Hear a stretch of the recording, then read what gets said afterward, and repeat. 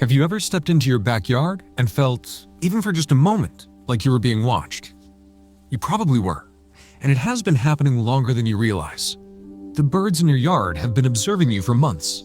They know your face, they know your schedule, and they've been quietly deciding what to do about you every single day. Have you ever noticed why some birds let you get incredibly close while others fly away the second you open your back door? That difference is not random. It is the result of a decision the bird made about you. Every time you step outside, the birds in your yard are actively putting you through a series of invisible tests. They are calculating your movements, analyzing your behavior, and waiting for the moment to decide if you are safe. These tests are not obvious. They happen at the speed of instinct, but they follow a remarkably consistent logic, a logic built over millions of years of evolution around one central question: are you a threat? Today, we are going to reveal the secret tests that backyard birds use to determine whether they can trust you. And once you know what they are looking for, you will never look at your yard the same way again. The birds out there right now are watching you. They have been watching you, and what they have concluded about you so far has determined every single interaction you have ever had with them. There are 4 main tests, each one invisible, each one based on a different aspect of your behavior. And passing all 4 changes the relationship between you and the wild birds in your yard completely and permanently. The first test happens before you even realize a bird is there. It is the eye contact test, and it is the most important signal you send to a wild bird in the first few seconds of being outside. To a wild bird, a direct stare is the universal signal of a predator. When you walk outside and immediately lock eyes with a cardinal or a robin, their brain registers you as a hunter locking onto a target. Think about what a predator looks like. Both eyes forward, fixed direct gaze, locked onto a target with complete and unwavering focus. Every hunting animal that has ever threatened a small bird looked exactly like that. When you avert your gaze, when you look at the ground, or let your eyes go soft and unfocused, you are removing the most powerful predator signal from your body language, and the bird notices immediately. Some bird behaviorists even suggest that a slow, deliberate blink toward a bird can function as a peace signal. The slow blink communicates, I see you. I'm not targeting you. You are safe. The next time you go outside, try looking at the ground near a bird rather than at the bird directly. Resist the instinct to stare at the beautiful thing you want to watch. Look away and see what happens. With practice, you can develop what is sometimes called soft eyes, a peripheral awareness that lets you observe a bird without triggering its predator detection response. This is the foundation of passing the first test. When you consistently use soft eyes and averted gaze over days and weeks, the birds begin to lower their alarm threshold around you. They stay closer, they take longer to fly, and eventually they stop flying at all. The second test begins the moment you move. Birds experience time and motion completely differently than we do. What seems like a normal quick movement to you can register as a threat level event to a small songbird. A sudden jerky movement, like swatting a mosquito or quickly reaching for your coffee, can trigger an immediate full alarm flight response in every bird within 20 feet of you. The reaction is that fast and that sensitive. You do not have to make a large movement to cause this. The twitch of a wrist, the sudden turn of your head, even dropping something can scatter every bird in your yard in an instant. They are exquisitely sensitive to sudden motion. But birds are not just monitoring your speed, they are monitoring your predictability. And this is the part that most people never realize. A bird can learn to tolerate motion if that motion is consistent and expected. A person who moves slowly and deliberately through their garden every morning at the same time gives the birds something they can map. They can predict where you will be and when. And predicted motion is safe motion. If you walk the exact same path to your car every morning at the exact same unhurried pace, the birds who watch you begin to build a mental model of your behavior. Once they have that model, you become predictable. And predictable means safe. This is why some birds eventually follow certain people around their yards. The person has become so mapped, so completely known, that the bird no longer needs to maintain any alarm distance at all around them. Researchers studying bird flight initiation distance, how close you can get before a bird flies, have found that familiar people with consistent behavior can get significantly closer than strangers without causing birds to flee. Your morning routine is being observed and recorded in the memory of every bird in your yard. The time you come out, the path you take, the speed you move. It is all being filed and used to decide how much space you need to be given. A stranger who enters your yard will immediately cause all nearby birds to increase their flight distance dramatically.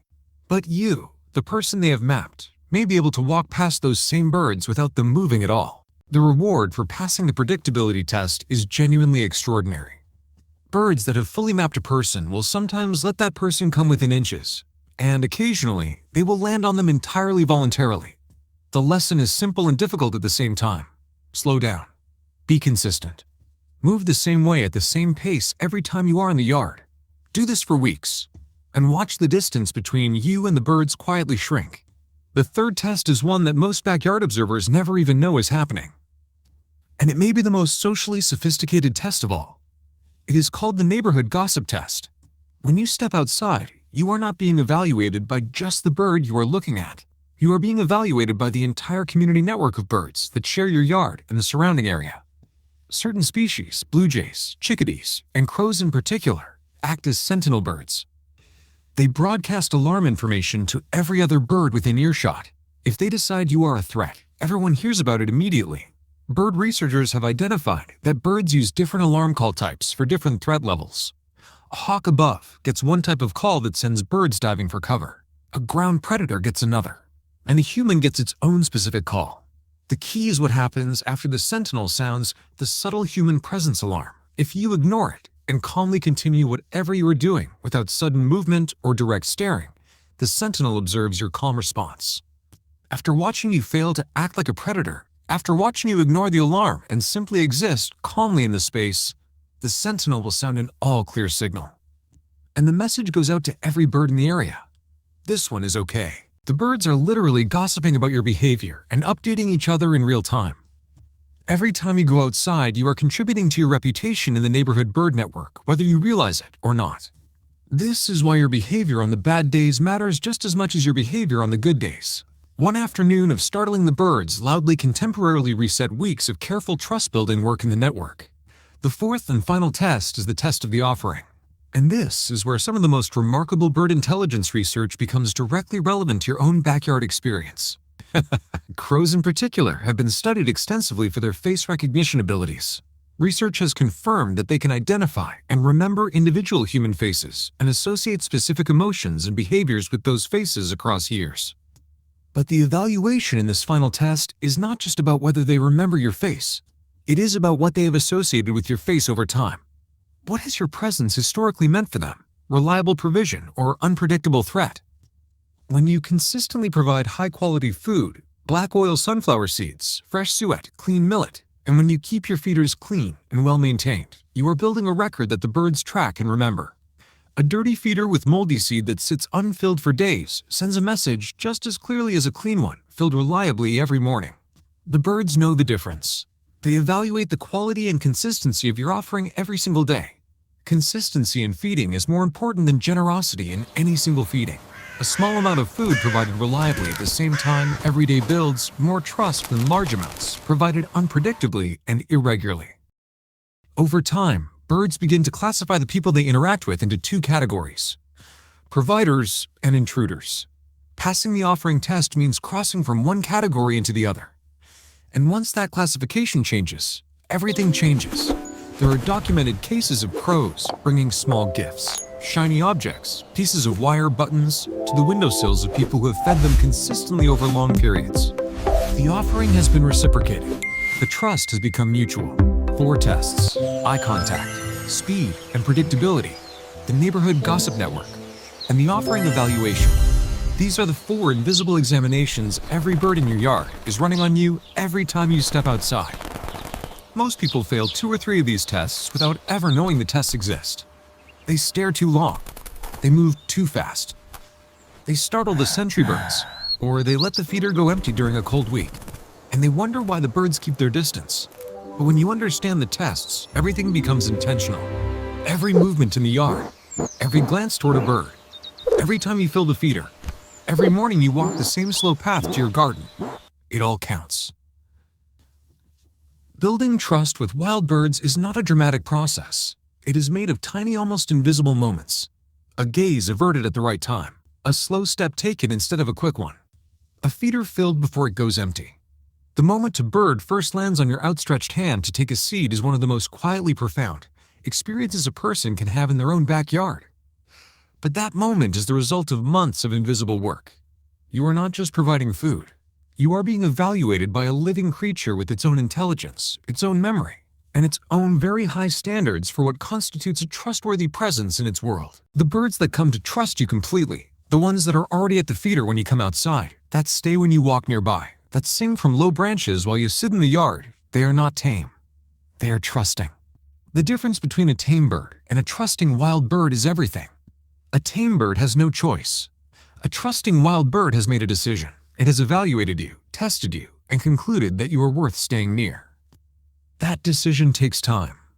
Most researchers who study backyard bird behavior suggest that meaningful trust typically develops over a period of weeks to months of consistent positive interaction.